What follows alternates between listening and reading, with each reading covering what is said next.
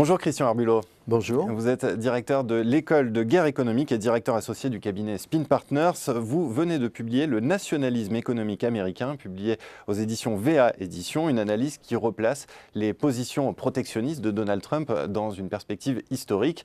Et à vous lire, en fait, ces positions apparaissent davantage dans une continuité de la stratégie américaine plutôt que comme une rupture, tout simplement. Alors déjà, est-ce que vous pouvez nous dire qu'est-ce qui caractérise ce nationalisme économique américain ? En fait, les Américains, quand ils sont devenus un État, n'avaient pas tellement de choix. Ils se sont inscrits dans une certaine forme de continuité historique, parce qu'il y avait déjà avant eux des rapports de force économiques, notamment entre le Royaume de France et l'Angleterre, et particulièrement, je dirais, visibles, exprimés dans les échanges maritimes et autres. Donc les Américains, quand ils essaient, au-delà de leur indépendance, d'exister, pour exister, il faut créer une économie. Et cette économie, s'ils voulaient vraiment qu'elle monte en puissance, ils ne pouvaient pas l'exposer immédiatement à leur fragilité initiale, c'est-à-dire la dépendance par rapport au Royaume d'Angleterre, voire par rapport à l'Europe. Donc ils ont dû, dès le départ, adopter une attitude protectionniste. Alors pas dans tous les secteurs, puisque le Sud, fallait bien qu'il exporte son coton, donc c'était une économie hétérogène, mais le souci des États-Unis, très rapidement, ça a été de consolider des domaines, et ce n'est pas un hasard si, sur le plan maritime, très très vite, la marine marchande américaine a essayé justement de commencer à prendre des parts de marché à l'extraordinaire domination britannique sur le monde à l'époque. Et pour ce faire, ça se passait pas du tout dans les contextes de libre concurrence. C'était parfois de la piraterie, de l'affrontement, ça se traduisait par des accrochages qui pouvaient être de nature militaire, etc. Donc, dès le départ, il y a ce cadre. Et ce cadre, en fait, il va évoluer jusqu'à la période actuelle. Pas forcément de manière linéaire, hein, c'est-à-dire que la guerre de sécession va justement provoquer un peu un schisme dans le système américain, mais en gros, les États-Unis, pour faire simple, vont copier certains modèles protectionnistes, notamment le modèle français, et s'en inspirer pendant très longtemps, jusqu'à la fin des années 50, au XXe siècle. Donc c'est un système où il faut d'abord protéger l'industrie stratégique, éviter qu'il y ait une pénétration du capital étranger dans leur appareil industriel, et pour ce faire, ils sauront se donner les moyens. On n'a pas le temps d'entrer dans le détail, je renvoie au livre, mais c'est leur grande qualité, c'est d'avoir masqué tout ça par un discours particulièrement efficace qui expliquait exactement le contraire. Alors justement, j'allais y venir, il apparaît en creux que le discours libéral, c'est un discours avant tout, et qui n'est pas forcément d'ailleurs toujours adressé aux Américains, mais plutôt aux partenaires américains, soyez libéraux, et notamment il y a un acte fondateur, c'est en 1945, c'est le Trade Act, où les Américains encouragent leurs partenaires à devenir libéraux, justement pour éviter une crise de débouchés de leurs produits face à l'Europe détruite. Exactement, il y a le Trade Act, et même juste un peu avant, il y a un épisode qu'on connaît mal, qui est la politique américaine à l'égard de la France après la défaite de 1940, car les Américains leur niaient déjà le Maghreb et les ressources pétrolières. Et il y a toute une explication qui est très bien d'ailleurs expliquée par Eric Banca dans un livre qui vient de sortir, qui s'appelle L'ami américain, qui montre justement toute l'ambiguïté de la politique américaine à objectif commercial qui est parfois totalement contradictoire avec la politique militaire d'ailleurs. C'est intéressant. Relation avec le régime du Vichy un peu particulière. Eh bien, à la Libération, il y a une surproduction américaine qu'il va falloir écouler.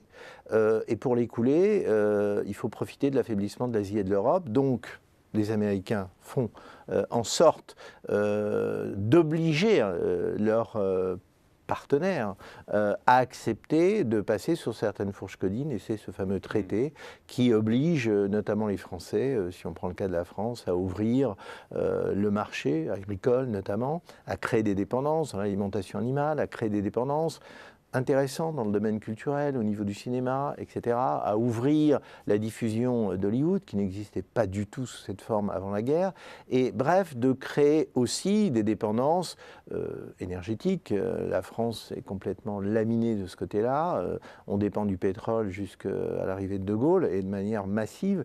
Donc tout ce système fonctionne très bien, masqué par un discours, et c'est très rare que le masque tombe. Vous en avez très récemment une illustration qui est un peu passée inaperçue en France. C'est quand M. Trudeau, le Premier ministre canadien, lassé de voir Boeing réclamer des mesures anti-dumping contre le groupe Bombardier, a menacé de ne pas acheter des appareils américains parce que Bombardier risquait d'être étranglé par des mesures législatives prises aux États-Unis contre ses intérêts. C'est devenu dans le débat, c'est arrivé dans le débat public, c'était une conférence de presse, les médias étaient là. C'est très rare. C'est très rare que les Américains soient montrés du doigt par un pays aussi proche, allié, qui les accuse en fait d'utiliser leur puissance pour que le faible, le Canada, accepte le discours du fort. Parce qu'en fait, c'est ça. Si on prend un peu de recul, cette stratégie nationaliste sur un plan économique, elle est plutôt offensive ou défensive? Eh bien, elle peut être soit offensive, et ça c'est le cas, les Américains ont très largement montré ce niveau-là particulièrement au XXe siècle, quand ils se sont vraiment projetés à l'extérieur. Je ne vais pas vous reprendre les démonstrations évidentes. On parlait du pétrole il y a 2 secondes. Les Américains ont articulé la puissance diplomatique, militaire, aussi du renseignement, pour mettre la main sur le pétrole du Moyen-Orient, ou pour obliger des pays à passer des accords préférentiels avec eux. On parle bien du pétrole, on ne parle pas du sable, donc on parle bien d'intérêts commerciaux. Bon, il n'y a pas que dans le pétrole. Quand les Américains ont configuré l'aéronautique mondiale au lendemain de la guerre, je parle de l'aéronautique civile, ils étaient dans une telle situation de domination que les autres ont dû se plier à tout un tas d'accords qui privilégiaient bien entendu les compagnies aériennes. On pourrait comme ça faire défiler tout un tas de sujets. La suprématie détermine le niveau d'échange et le niveau de liberté dans l'échange. Dernière question, Christian Arbulot. Cette stratégie de nationalisme économique, est-ce qu'elle serait tenable sans la puissance militaire derrière? On peut difficilement imaginer un autre pays imposer des lois extraterritoriales, par exemple. Non, c'est pas tenable. L'un et l'autre s'articulent très bien. Et c'est d'ailleurs tout le défi de la politique Trump aujourd'hui. C'est-à-dire que pour que la puissance américaine perdure, la Silicon Valley, ça ne suffit pas. Il faut qu'il y ait un ancrage territorial industriel.